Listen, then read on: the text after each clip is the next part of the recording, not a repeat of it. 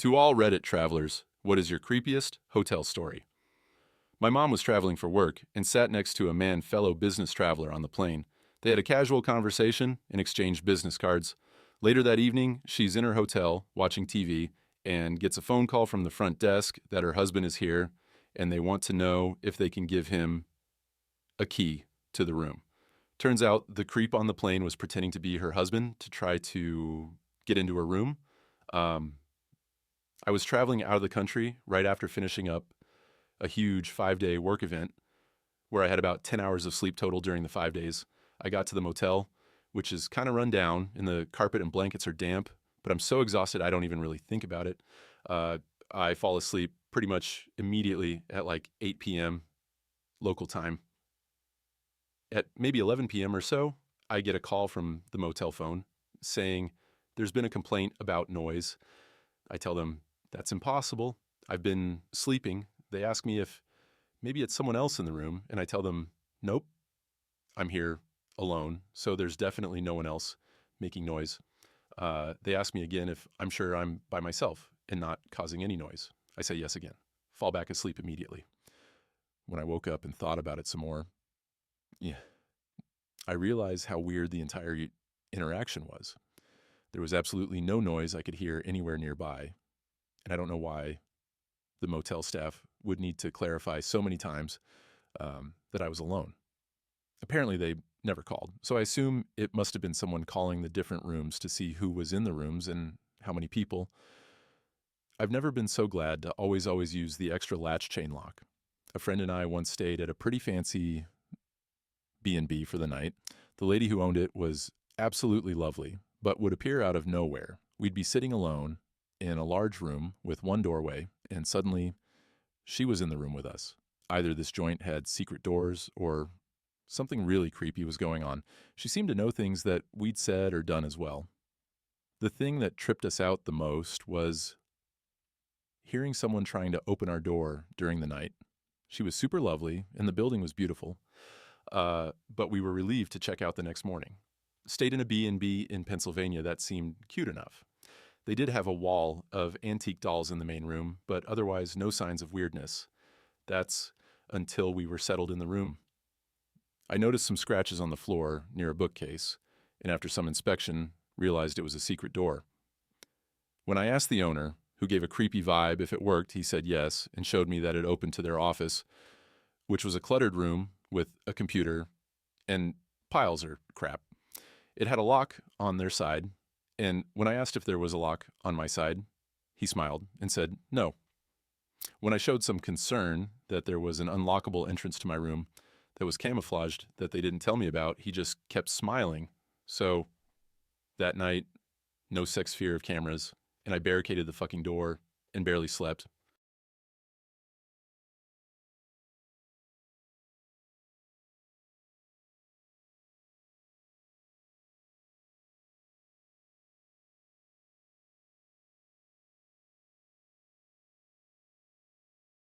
When I was 12, my family took a vacation to Europe.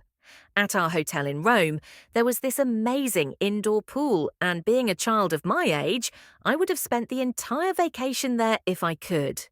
During one such swimming excursion, some random gentleman, I think probably around 40-something, comes over to me and starts tickling my feet. My mother is with me but is preoccupied with one of my other siblings. He speaks English as well and starts teasing me for being ticklish and telling me how I'm simply adorable. Through my giggles, I keep shyly asking him to stop. He doesn't, and just keeps teasing me and touching my feet and lower legs. This went on for maybe 2 minutes tops before my mum sees what's happening and goes into super protective mode and tells him to back the fuck off.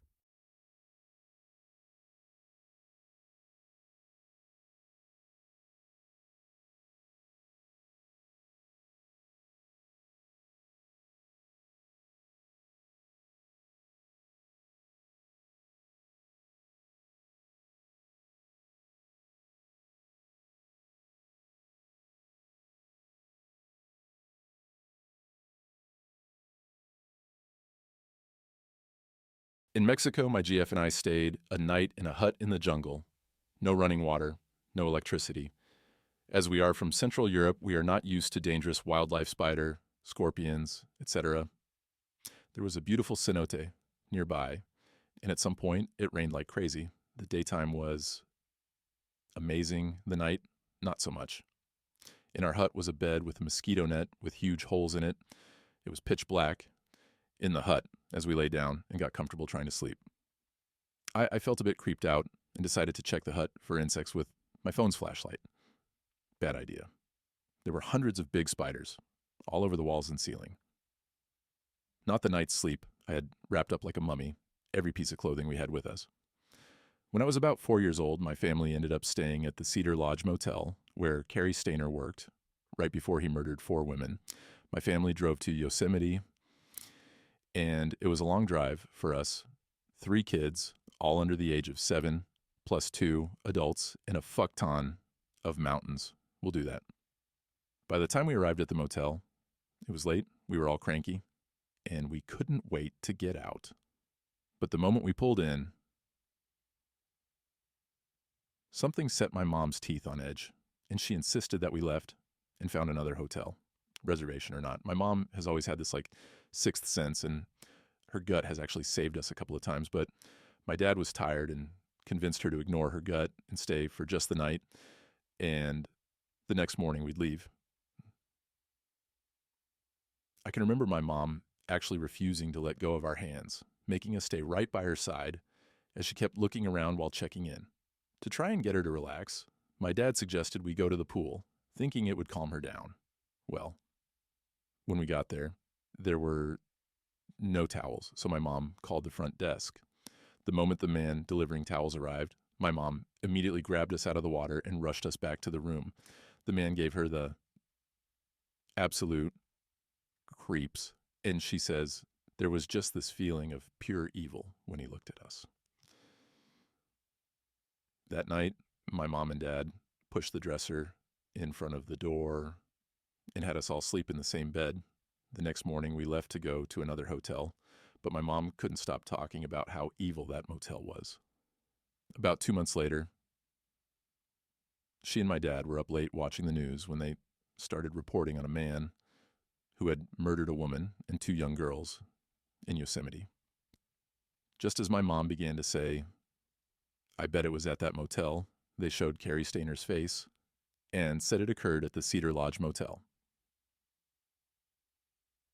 Cary Stayner was the man who brought us our towels at the pool.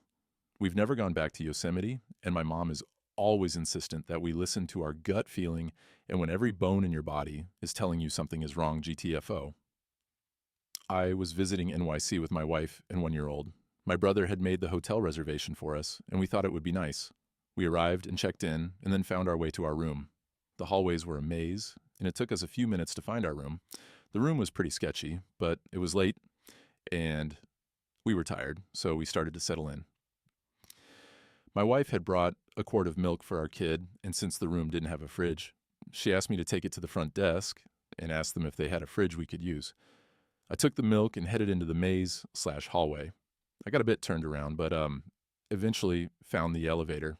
I got in, hit the L button, and rode the elevator down.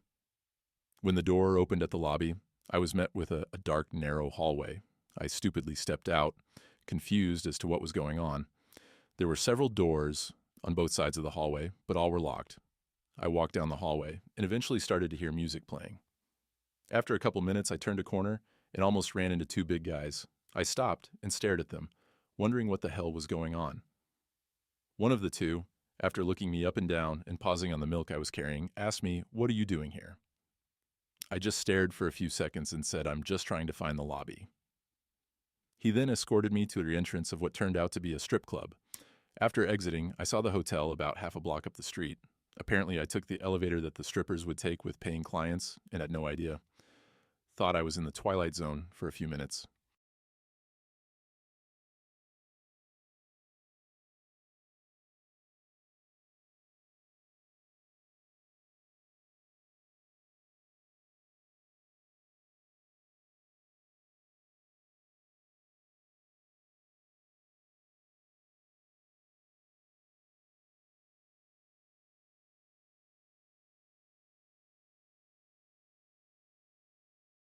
My wife and I stayed in a pretty well-known hotel in London.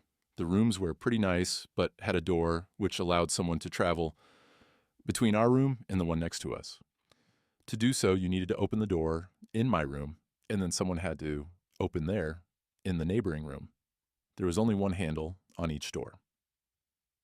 One night, I woke up in the middle of the night and thought I saw someone moving around.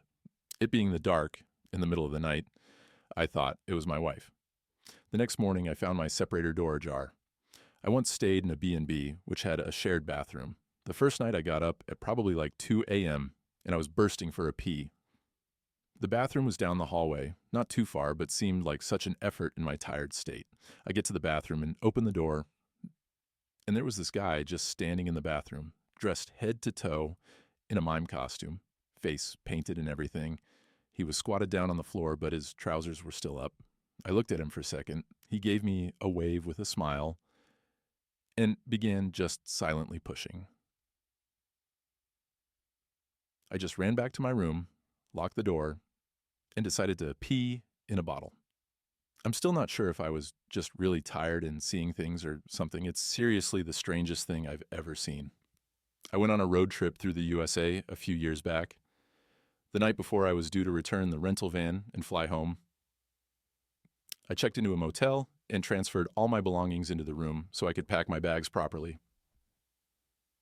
I dumped it all on the desk on the other side of my room and promptly fell asleep. When I woke up the next morning, the tea kettle from the RV, which I swear I hadn't moved into the hotel room, was sitting on the pillow next to me. Nothing else had moved. Such a small thing, but it creeped me the fuck out, and I still can't figure out exactly how it happened. Went to a hotel and arrived at night. Me and my brother went to check out the pool and whatnot, and he started to chase me, pretending to throw me into the pool. So I freaked out and ran to our room. My brother was like, "No, that's not our room." And I busted in. The room was either open or unlocked because it was just sliding doors or something, because it was in the islands, and saw two people having sex. They sort of froze, seeing a little 5-year-old boy stare at, and nope, right the fuck out of there. To that poor couple, I accidentally interrupted. "I'm so sorry. I legit thought it was my room and didn't mean to intrude. I hope I didn't ruin your night." I guess I was the cause of a creepy hotel story. We had a class trip where the hotel we were staying at was actually a small collection of cabins in a woody, grassy area. Apparently, a great majority of my classmates had agreed to go on a run to a convenience store one evening, but there were maybe 6, 7 of us who were unaware of the plans. So suddenly, from our perspective, everyone was suddenly gone and we were all alone. We were going around looking for people, and we had split up. I went up to my cabin, which had a balcony on it, and decided to try and survey the area to see if I could spot a teacher or one of the staff there. I saw my friends on the ground and waved at them just to say hi. Let them know where I was. What I didn't realize was that I had just washed my hair, so it was long, dark, hanging down, and kind of stringy looking, and was wearing a white nightgown. And from the perspective of my friends on the ground, I was backlit by the light coming from inside the room. So picture a ringasque, a girl, waving down at a group of preteens in the woods who suddenly think that everyone vanished. Was staying in a youth hostel in Tel Aviv as a teenager, and I remember being woken up in the middle of the night and someone saying, "It's okay, don't worry, go back to sleep." I think I wasn't really fully awake, more of a half-awake state. Anyway, when I got up in the morning, found out my wallet had been stolen. More shitty than creepy, I guess.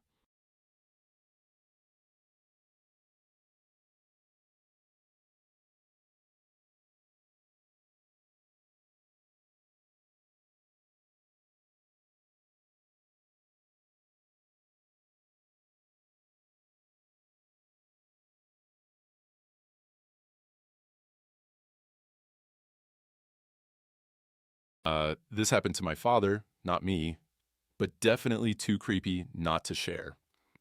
My father went with a group to go on a trip to Tanzania to do some medical work in a poorer village. For a few nights of the trip, the group stayed in a hotel. My dad was sharing a room with another man from the group, separate beds. One night, he is woken up by his roommate, who has the light on. He looks terrified, trembling and praying. My dad asks what's wrong, but he won't say anything about it. My dad is obviously concerned, but since he can't do anything about it, he goes back to sleep. The next night, in the middle of the night, my father gets up to pee. He walks to the bathroom and starts to relieve himself when he catches a very strong scent of body odor. He and most of the people from the group are daily deodorant wearers, being from the U.S. Many locals in Tanzania don't wear it as frequently, so when the smell hits his nose, he realizes he and his roommate might not be alone. He turns around and sees, standing there in the doorway, a local woman, shaking violently, her eyes rolled up, locked on the ceiling. He panics, as no one should have been able to get into the room.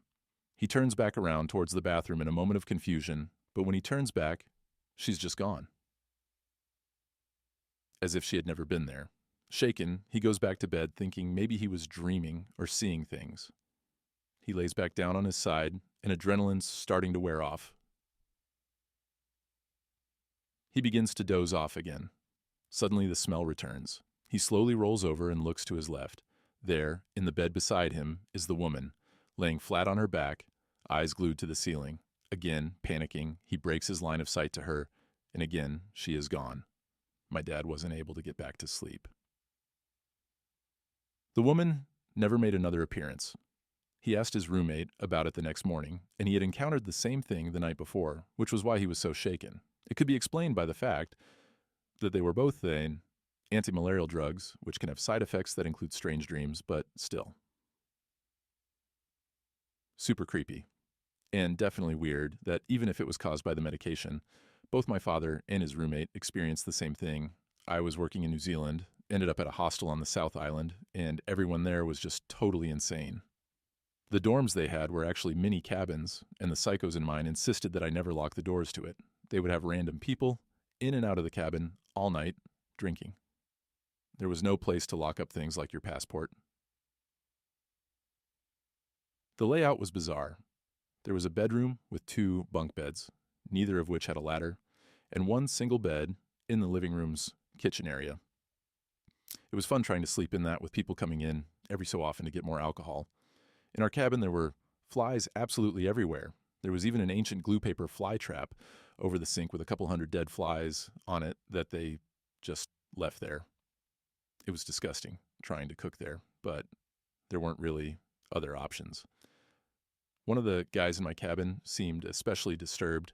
He would randomly make moaning noises while hanging out on the front steps to the cabin. One time, he screamed at someone that he was going to rape them. No one else seemed at all bothered by this. When I originally got to the place, I paid for a week, so I felt stuck there until the week was up. But eventually, I couldn't put up with my psycho roommates, so I complained, and they offered to move me to a different cabin for my last couple nights. Turns out, the next cabin had bedbugs. Drunk guy at a hotel bar kept creeping on me and trying to demand that the bartender pour me drinks on his tab. I refused. I didn't give this guy my real first name, and definitely not my room number, although he had already seen my last name on some work stuff I had with me. Nonetheless, that night, I'm trying to fall asleep. My room phone rings. I answer it, and he slurs, "Your real name is Megalodon 319? He then goes on a drunken sexual rant, and I have to unplug the phone to get him to stop calling. With just my last name, he got the hotel staff to tell him my real name and give him my room phone number. I was livid.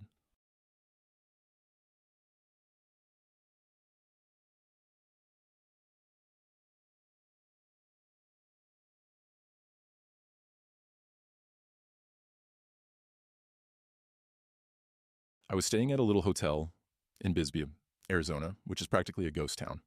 The hotel had a pretty grand entryway with a marble staircase, and there is a chip in the staircase that they claim came from Pancho Villa riding his horse through the hotel back in the day. Anyways, one night while I was there, I woke up very early, maybe like 4 a.m., for some reason. And I heard the faint sound of a piano, so I decided to investigate because I didn't remember a piano in the lobby of this place. I went downstairs to the lobby, and I couldn't hear it anymore, so I wandered back up the stairs to my floor and followed the sound down a dark hallway, and it got louder as I got closer to the end, so I knew I was on the right track. At the end of the hallway, there was a door, and I put my ear to it and could hear the piano coming from behind the door. It wouldn't have been all that creepy had the door not been padlocked shut. 14 years ago, I was visiting Taipei with my family. Our room was on the 5th floor of the hotel. It was really the 4th floor, but labeled Blum. 5 inches because 4 is unlucky. In the dead of night, I woke up to the sound of knocking, but it wasn't coming from our door. It was coming from the direction of the windows. There were no balconies for a person to stand on, just normal windows, which meant that someone knocking on that 5th floor window was impossible. And yet, the window knocking persisted. Mind racing, I wondered what inhuman, unnatural entity was there, just on the other side of the window. I was too terrified to move. It took all of my strength to whisper to my parents, who were on the next bed over. "Do you hear that?" They woke up, and I repeated my question, my voice hoarse with dread. I didn't dare look in their direction, as their bed was closer to the window, and the unholy knocking. My parents laughed. The knocking sound had been my mother, farting in her sleep. This was at a hotel in one of the nice, not-so-nice places in Singapore. Can't remember when, but I went back to the hotel. At the elevator, there was some other dude waiting there, but he didn't push the button, so I had to. At that time, I thought he was a lazy fuck. Entered lift, he didn't push a floor either. Years of playing SS-13 has given me a healthy case, if paranoia towards the actions of others. But I didn't jump to the conclusion yet. Might be he just was at the same floor as I. The halls split into two. Guy didn't go first, and only after I headed towards my room, he walked to follow. Warning bells in my head. This may be how I die. Continued on, he still followed me down the windy paths, and I just took a turn away from my room. He was still following, at which point I acted as if I headed the wrong direction by mistake and rushed to my room.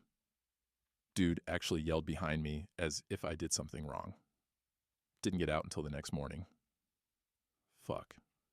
That was worrisome. A little hotel in London, I remember it being a couple of blocks away from King's Cross. We got there late, and there was only a reception guy. He told us about breakfast and internet services, etc. You can come back upstairs around 8, and the guy in charge of the internet cafe will be back. The cook starts serving breakfast at 6 inches. The cleaning crew usually start cleaning rooms at 10 inches. Things like that. The creepy part, he was the only employee there. He was the cook and the cleaning guy and the one in charge of the computers.